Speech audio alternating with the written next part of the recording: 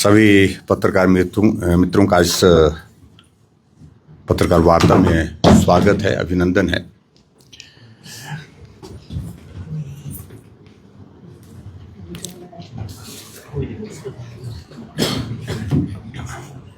मित्रों, मुझसे पहले जिला के हमारे सम्मानीय अध्यक्ष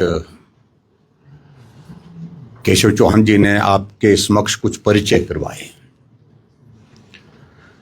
और ये जो परिचय करवाए हैं ये जनप्रतिनिधि के नाते जिला परिषद के पार्षद के अंतर्गत अलग अलग वार्ड से आए हैं। हिमाचल प्रदेश में पंचायती राज संस्थाओं के चुनाव का कार्यकाल जो है वो 22 जनवरी 2026 को पूरा हो गया था। यानी कि 22 जनवरी के पश्चात तुरंत हिमाचल प्रदेश के पंचायती राज संस्थाओं के चुनाव की प्रक्रिया को पूरा करने के बाद नया पंचायती राज संस्थाओं के चुने हुए प्रतिनिधियों का कार्यकाल शुरू होना था। लेकिन हिमाचल प्रदेश में वर्तमान कांग्रेस की सरकार के मुखिया सुखविंदर सिंह सुक्खू जी को लगा कि हालात उनके अनुकूल नहीं है, अगर चुनाव करा दिए जाएंगे तो चुनाव का परिणाम उनके पक्ष में नहीं जाएगा। और मैं इस बात को जरूर कहना चाहता हूं कि उनका आकलन बिल्कुल सही था। एक तरह से सही इसलिए क्योंकि जो चुनाव की प्रक्रिया जिसको टालने के लिए उन्होंने हिमाचल प्रदेश में डिजास्टर एक्ट लगा दिया, और डिजास्टर एक्ट के पश्चात जब पंचायती राज संस्थाओं के चुनाव को बहुत जोरदार तर्क दे करके टालने के लिए प्रयत्न किया गया कि हिमाचल प्रदेश में आपदा आई और आपदा में हम चुनाव नहीं करा सकते हैं, डिजास्टर एक्ट लगा है और एक्ट के प्रोविजन में पंचायती राज संस्थाओं के चुनावों को टाला जा सकता है। हमको हाई कोर्ट में जाना हुआ, हमने अपना पक्ष रखा हाई कोर्ट में, और हाई कोर्ट में अपना पक्ष रखने के बाद हाई कोर्ट की ओर से आदेश आया कि 31 मई तक हिमाचल प्रदेश में पंचायती राज संस्थाओं के चुनाव जो है वो संपन्न करवाए जाएं। लेकिन मुख्यमंत्री जी इसी बात को लेकर के, क्योंकि उनको आशंका थी कि चुनाव का परिणाम उनके पक्ष में नहीं होगा, ये चुनाव हर हालत में रोकने चाहिए, टालने चाहिए, सरकार हाई कोर्ट के आदेश के अगेंस्ट सुप्रीम कोर्ट में गई। और सुप्रीम कोर्ट में जाने के पश्चात हमने अपना पक्ष रखा, सरकार ने अपना पक्ष रखा। अंततः गत्वा ये स्थिति हुई कि सुप्रीम कोर्ट ने एक फैसला दिया, और उस फैसले के अनुसार उन्होंने कहा कि 31 मई तक हिमाचल प्रदेश में पहले 30 अप्रैल था, हाई कोर्ट का 30 अप्रैल था, और सुप्रीम कोर्ट ने 31 मई को हिमाचल प्रदेश में पंचायती राज संस्थाओं के चुनाव करवाने के लिए फैसला सुनाया। और उसके बाद सरकार के हाथ पांव फूले और आखिरकार उनको चुनाव की प्रक्रिया को आगे बढ़ाने के लिए विवश होना पड़ा। मतदान हुआ हिमाचल प्रदेश में, और मतदान होने के पश्चात हिमाचल प्रदेश में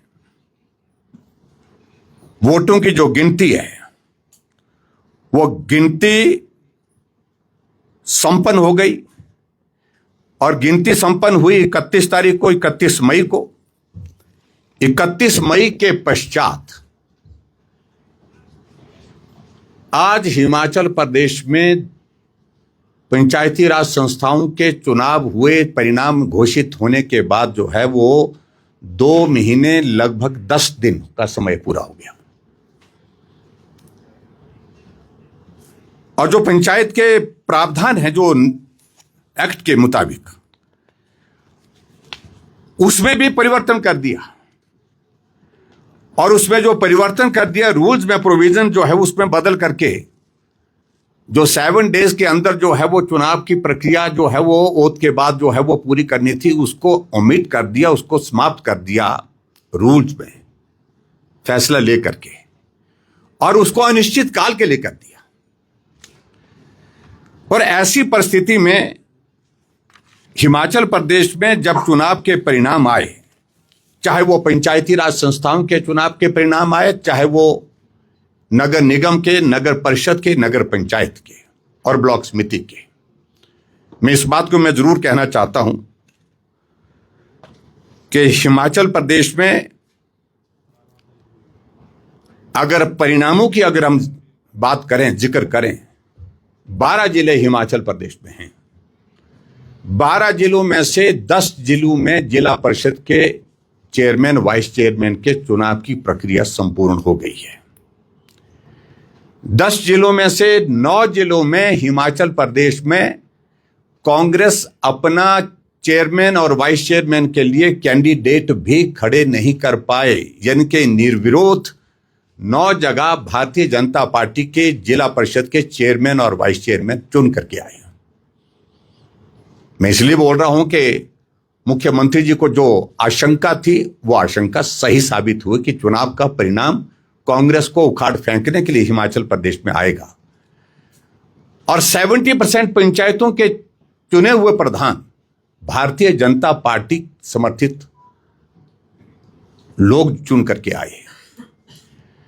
ब्लॉक समिति में मेजॉरिटी भाजपा की, नगर परिषद, नगर पंचायत में भाजपा आगे, और उसके बाद मुख्यमंत्री जी कहते हैं कि हिमाचल प्रदेश में पंचायत के चुनाव जो है पार्टी के सिंबल पर नहीं होते। लेकिन नगर निगम के हिमाचल प्रदेश में 4 जगह जो चुनाव हुए, जिसमें धर्मशाला में, पालमपुर में, मंडी और सोलन में, जहां पार्टी के सिंबल पर चुनाव हुए, उसका भी परिणाम आया। और उसका परिणाम आया तो हिमाचल प्रदेश में 4 में से 3 जगह भारतीय जनता पार्टी के मेयर और डिप्टी मेयर चुन करके आए। जहां भी मुख्यमंत्री का आकलन सही साबित हुआ, जो डर था उनको वो साबित हुआ कि कांग्रेस को उखाड़ फेंकने के लिए लोगों ने मन बनाया है, और वो जाहिर हुआ। अब मित्रों, मैं इस बात को लेकर के आपके सामने आज जो बात करने के लिए आया हूं विशेष तौर से, पिछले कल हाईकोर्ट में एक इंदौरा विधानसभा क्षेत्र का एक ब्लॉक समिति के चेयरमैन, वाइस चेयरमैन के चुनाव के संदर्भ में एक केस चला हुआ था, और उसमें बड़ी दिलचस्प बात है। 26 में से 25 ब्लॉक समिति के सदस्य भारतीय जनता पार्टी समर्थित हैं, लेकिन उसके बावजूद उस चुनाव के लिए चेयरमैन और वाइस चेयरमैन की डेट नहीं दी गई, क्योंकि यूथ कांग्रेस का एक नेता जाकर के कंप्लेंट करता है कि हॉर्स ट्रेडिंग हो रही है। मामला हाई कोर्ट में गया, और हाई कोर्ट ने पिछले कल आदेश दिया है कि किसी भी अधिकारी को अनिश्चित काल के लिए चुनाव टालने का अधिकार संविधान के मुताबिक नहीं है। एक्ट 1994 का जो हमारा एक्ट है पंचायती राज का, उसके प्रोविजन में और उसके साथ साथ में जो रूल इन्होंने अमेंड किया है, उस रूल का अमेंडमेंट में भी, उसमें भी त्रुटि है। मैं उस सारी चीजों में डिटेल में जाना ही नहीं चाह रहा हूं। अगर मैं उसका जिक्र करूं, जो रूल 85(1)(a) में जो पहले विद्यमान जो था, जो उसमें यह था कि as soon as possible but not later than 7 days, ये शब्द थे उसमें, को जो है वो 18/4/2026 को एक अधिसूचना के माध्यम से इस प्रोविजन को ओमिट कर दिया गया। लेकिन न्यायालय ने स्पष्ट कर दिया कि इसके मूल अधिनियम की धारा 79 में कोई भी संशोधन नहीं हुआ है अभी तक। अतः चुनाव को अनिश्चित काल तक टालने का कोई अधिकार प्रशासन को, किसी अधिकारी को नहीं है। ये पिछले कल हाईकोर्ट की एक जजमेंट, उस जजमेंट के आधार पर जो है वो उन्हें हाईकोर्ट ने दिया है। और आप कल्पना करिए, आज मेरे वहां पर इंदौरा में बात भी हुई इस बारे में, एक एक बीडीसी के मेंबर को पुलिस थाने में घंटों घंटों बुला करके उनसे पूछताछ की गई। 26 में से 25 भारतीय जनता पार्टी के समर्थित, एक आया वो कांग्रेस का। लेकिन उसके बावजूद चेयरमैन, वाइस चेयरमैन के चुनाव को स्थगित करने के लिए इस प्रकार से कंप्लेंट करके एक प्रयत्न किया, एक प्रयास किया है, जो मैं समझता हूं कि बहुत ही दुर्भाग्यपूर्ण है। आज अगर मैं आप सबके बीच में यहां पर बात करने के लिए आए हूं प्रमुख रूप से, अभी हमारे जिला के सम्मानीय अध्यक्ष जी ने यहां पर हमारे शिमला जिला के चुने हुए जिला परिषद के पार्षदों का परिचय यहां आप सबके समक्ष करवाया। शिमला में जिला परिषद की टोटल सीट्स जो है वो 25 है। 25 में से 13 निर्वाचित जिला परिषद के पार्षद आपके सामने यहां पर आपके समक्ष बैठे हैं। और अभी तक 70 दिन चुनाव का परिणाम निकलने के बावजूद भी अभी तक भी जो फर्स्ट कोरम में, क्योंकि कोरम के लिए जो 2/3 मेजॉरिटी चाहिए थी वो उपलब्ध ना कांग्रेस के पास थी ना हमारे पास थी, ऐसी सूरत में सेकंड कोरम की जो तारीख देनी थी वो तारीख अभी तक भी दी नहीं गई है। और ये परिस्थिति ऐसे है कि मैं पिछले 3 दिन से लगातार डिप्टी कमिश्नर शिमला के साथ बात करने का प्रयत्न कर रहा हूं, लेकिन 3 दिन से महोदय जी को अभी तक फोन सुनने का अवसर मिला ही नहीं, समय ही नहीं मिला है। यानी कि ऐसी स्थिति हिमाचल प्रदेश में बन गई कुछ जिला में कि वो डिप्टी कमिश्नर नहीं, वो डीसीसी के प्रेसिडेंट बन गए। कांग्रेस पार्टी के का कार्यालय बन गया डिप्टी कमिश्नर का ऑफिस। मैंने ये बात आज से पहले जो है, जब कांगड़ा के चुनाव को टालने का प्रयत्न किया गया, आखिरकार वो चुनाव हो गया, वहां भी निर्विरोध चुनाव हुआ, तारीख नहीं दी जा रही थी। और आज मैं शिमला के संदर्भ में इस बात को कह रहा हूं कि डीसी का ऑफिस कांग्रेस पार्टी का कार्यालय बन गया। ये बहुत ही दुर्भाग्यपूर्ण है। 25 में से 13 पार्षद हमारे पास हैं। 25 में से 13 पार्षद हमारे पास होने के साथ साथ में 2 पार्षदों का हमारे साथ संपर्क है, लेकिन उसके बावजूद भी कांग्रेस पार्टी के मुख्यमंत्री सुखविंदर सिंह सुक्खू जी, जो मैंने कहा कि वो जो जमीन का, जो लोकतंत्र का जो संदेश को, उसको कुचलने के लिए, उसको दबाने के लिए, उसको दफनाने के लिए जिस प्रकार से अपनी सत्ता का इस्तेमाल कर रहे हैं, आज से पहले हिमाचल के इतिहास में किसी मुख्यमंत्री ने नहीं किया। यह बहुत दुर्भाग्यपूर्ण परिस्थिति है। और ऐसी परिस्थिति में जिस प्रकार से इंदौरा की ब्लॉक समिति के संदर्भ में माननीय उच्च न्यायालय ने अपना आदेश दिया है और शायद अब तारीख भी तय कर दी, अब चुनाव करवाना पड़ रहा है। हमने भी फैसला किया है, पहले तो आपके समक्ष हमने सभी जो माननीय पार्षद हमारे चुन करके आए हैं, जीत करके आए हैं, उनको हम बधाई भी देते हैं और वो आपके समक्ष यहां पर उपस्थित भी हैं, व्यक्तिगत रूप से उपस्थित हैं। और उसके साथ साथ में अगर आने वाले समय में 2 दिन के अंदर डेट तय नहीं की डिप्टी कमिश्नर शिमला ने जिला परिषद के चुनाव की, तो हम सोमवार को सभी जो हमारे पार्षद हैं इनकी ओर से माननीय उच्च न्यायालय में अपना पक्ष रखने के लिए जाएंगे।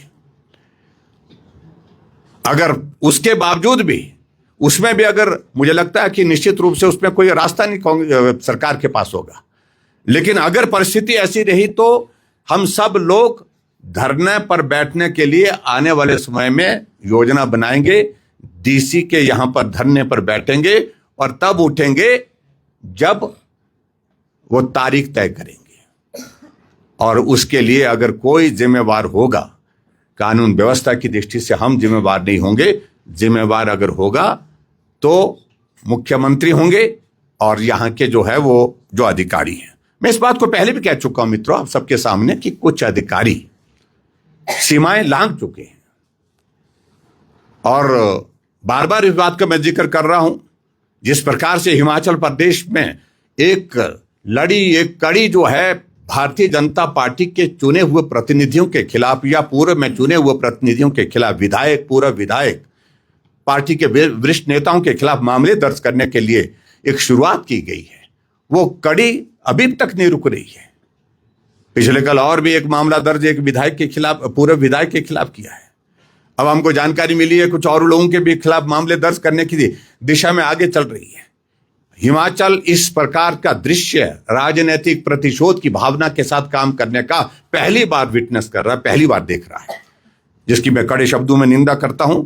और अब हमने तय कर दिया है कि जितने मामले दर्ज करने हैं आप दर्ज करिए, लेकिन उसके बावजूद भारतीय जनता पार्टी जो है खुल करके जो है डट करके मैदान में सामना करेगी। और निश्चित रूप से आने वाले समय में जो जिस प्रकार के एक वातावरण पूरे हिमाचल प्रदेश में कांग्रेस को उखाड़ फेंकने का पंचायती राज संस्थाओं और शहरी निकायों के चुनाव के माध्यम से आया है, ये और मजबूती के साथ आगे बढ़ेगा और अब रुकने वाला नहीं है। एक और बात मित्रों, मुझे इस बात को लेकर के खेद है कि चंबा में तीसा के पास आज एक बस की दुर्घटना हुई है।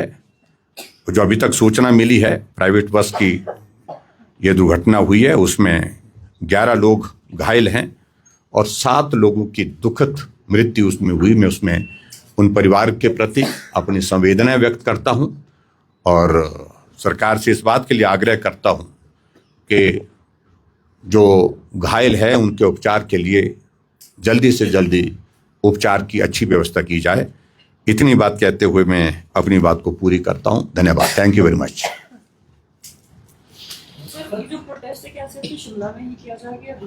नहीं, देखिए अभी क्योंकि शिमला जिला में जिला परिषद के चुनाव अभी तक नहीं करा रहे हैं, चेयरमैन वाइस चेयरमैन के। बाकी जगह 10 जिलों में हो गए हैं, वहां करने का कोई औचित्य नहीं। हालांकि वो करने तो जबरदस्ती पड़े हैं, वहां पर भी दबाव डाल करके सरकार ने चुनाव कराने का मन तो नहीं था, लेकिन उसके बावजूद भी वहां पर चुनाव संपन्न हो गए हैं।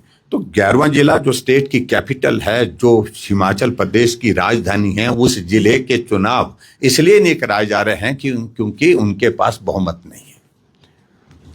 सर, पहली जो बैठक जिला परिषद की उसमें जो सारे यहाँ पे हैं, क्या सारे नहीं थे? उनकी संख्या 2/3 तो नहीं, पूरी संख्या थी। मेरे 2/3 के लिए 18 चाहिए। 18 चाहिए थी उसमें 2/3 के लिए। पहले घोषणा कर दी थी कि नहीं आएंगे, वो नहीं आएंगे, उनने पहले ऐलान कर दिया था और उसके बाद तो हमने कहा कि वो नहीं आ रहे हैं तो हम भी नहीं आ रहे हैं। सर, आप कह रहे हैं कि राजनीतिक प्रतिशोध की भावना से सरकार काम कर रही है, FIR दर्ज हो रहे तो उनको लेकर आप सड़कों पर। सर, ऐसे कई मुद्दे भी हैं जिसे आप उठा चुके हैं, स्वास्थ्य को लेके हैं, कई जगह मल्टीटास्क वर्कर है उनको वेतन नहीं मिल रहा है 4-4 महीने से। क्या उनके मुद्दे को लेकर भी आप सड़कों पर उतरेंगे? निश्चित रूप से बहुत ज्यादा हमने अब पार्टी की ओर से अब की बात तय कर दिया है कि चिन्हित कर दिए हैं मुद्दे जिनको लेकर के हम अपने अपने विधानसभा क्षेत्र में जिला स्तर पर जो है वो आंदोलन के लिए तैयारी कर रहे हैं। विधानसभा के सत्र के दौरान भी और सत्र के पश्चात भी उस दिशा में हम आगे बढ़ेंगे और उसमें स्वास्थ्य की बिगड़ती हुई कानून व्यवस्था की बिगड़ती हुई परिस्थिति और उसके अतिरिक्त जो कर्मचारियों से संबंधित है, हमारे नौजवान जिनको नौकरियों की गारंटियां इनने दे रखी हैं, गारंटियां देने के बावजूद भी उनको नौकरियां नहीं दी जा रही हैं। अब आप अंदाजा लगाइए, कुल्लू जिला के अंदर जो है एक वहां पर आंदोलन चला है। मंजू शर्मा एक महिला नौजवान 22 साल की उम्र में जिसका प्रसव के पश्चात जो है हॉस्पिटल में मृत्यु हो गई और उस पर आंदोलन चला है। 6 दिन से वहां लोग धरने पर बैठे हैं, आमरण अनशन पर बैठे हैं। अभी तक भी सरकार ने प्रयत्न नहीं किया कि वहां जाकर के उनकी समस्याओं के संदर्भ में बातचीत की जाए, इस अनशन को समाप्त करने के दिशा में कदम उठाए जाए। मैंने पिछले कल मुख्यमंत्री जी से बात की है कि अगर आप चाहते हैं इस बात के लिए कि हालात और बिगड़ें तो आपकी मर्जी है, लेकिन ऐसी परिस्थिति कि सुनना ही नहीं, करना तो दूर की बात, सुनना ही नहीं किसी बात को लेकर के, ये लोकतंत्र में कभी जो है वो अच्छा संदेश नहीं देता है। और मुख्यमंत्री जी हिमाचल प्रदेश में जिस प्रकार से काम कर रहे हैं, ना अपने लोगों की सुन रहे हैं, ना जनता की सुन रहे हैं, और विपक्ष की तो बिल्कुल सुनते ही नहीं है। तो आने वाले समय में विवश होकर के जो हालात बनेंगे, सुनना पड़ेगा, और सुनना ही नहीं पड़ेगा, सुनने के साथ फिर मानना भी पड़ेगा। मुख्यमंत्री सार्वजनिक मंचों से कहते रहते हैं कि अगर भाजपा सत्ता में आती है तो सबसे पहला काम ओपीएस को बंद करना। देखिए, आज मैं इन सारे विषयों को लेकर के बात नहीं करना। भारतीय जनता पार्टी सत्ता में आएगी, इन सारे विषयों पर बहुत वक्त है अभी बात करने का, तब बातें। आपने ये बोला है कि मंडे को आप हाईकोर्ट मूव करेंगे, तो उसमें सिर्फ इलेक्शंस को लेके बात होगी, या जो डीसी ने अभी तक जो नहीं दे रहे हैं उनके खिलाफ एक्शन भी सीख करेंगे? निश्चित रूप से उन अधिकारियों के खिलाफ एक्शन की मांग भी करेंगे जिन लोगों ने इस प्रकार से लोकतंत्र का गला घोंटने के प्रयत्न किए हैं, और खासतौर से एक जिम्मेवारी जो उनके ऊपर थी, उस जिम्मेवारी का निर्वहन न करके सरकार के दबाव में, सरकार के प्रभाव में चुनाव को टाला है। सर, क्या भाजपा ये मानती है कि कोई भी राज्य सरकार पंचायती राज एक्ट के अंदर बदलाव कर सकती है? अगर आपको लगता है नहीं, तो क्या भाजपा इसको अदालत में चुनौती देगी? नहीं, निश्चित रूप से इसको चुनौती देंगे हम, लेकिन मैं जो हमारा जो संविधान के अंतर्गत जो हमारा एक्ट जो है वो 1994 का एक्ट है, उसमें बहुत सारी व्यवस्थाएं जो है वो सेंट्रल एक्ट है। उस एक्ट में जो प्रावधान है, उस प्रावधान के अंतर्गत पूरे देश के अंदर पंचायती राज संस्थाओं का संचालन होता है। पंचायती राज के चुने हुए प्रतिनिधियों के अधिकार जो हैं, उसके बाद शक्तियां हैं, उन सारी चीज़ों को डिफाइन किया हुआ है। लेकिन जिस प्रकार से लोकतांत्रिक व्यवस्था के बारे में कांग्रेस के लोग कहते हैं कि लोकतंत्र खतरे में, लोकतंत्र तो खतरे में ये है जिसके लिए हमको हाई कोर्ट, सुप्रीम कोर्ट तक लड़ाई लड़नी पड़ रही है। तो ऐसे में जवाबदेही वर्तमान सरकार की है। हाँ, अगर वो सारी चीज़ों को लेकर के एक्ट में कुछ और प्रोविजन इस प्रकार से बदलना चाहेंगे, एक्ट का प्रावधान जो है वो उनके हाथ में नहीं है, क्योंकि 1994 का 1994 का एक्ट जो है सेंट्रल एक्ट है, उसमें कोई तरमीम करनी है, अमेंडमेंट करनी है, वो स्टेट गवर्नमेंट के हाथ में नहीं है। वो रूल्स में ही प्रोविजन कर सकते हैं, सिर्फ जो अधिकार उनके हैं। तो उन जब करने की कोशिश करेंगे, और अभी जो ओमिट किया है उनने 7 डेज के बाद जो चुनाव विद इन 7 डेज जो चुनाव की प्रक्रिया को पूरा करना है, उस सारी चीज को लेकर के भी हम विचार कर रहे हैं। और वैसे भी सुप्रीम कोर्ट ने 31 मई तक कहा था कि चुनाव पूरे हो जाएं।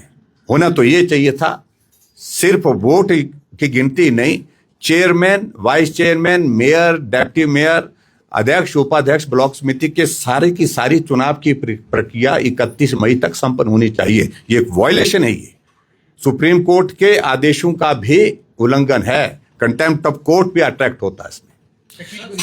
सर, भाजपा एक चार्जशीट बना रही है सरकार के खिलाफ, तो ये चार्जशीट कब तक जो है ये हम आपको तारीख बता करके ही करेंगे, जब भी करनी होगी। आपने कहा कि मुख्यमंत्री सुक्खू का एक आंकलन था, उनको लगता था कि पंचायती राज चुनावों में हार होगी, या वैसे ही हुआ।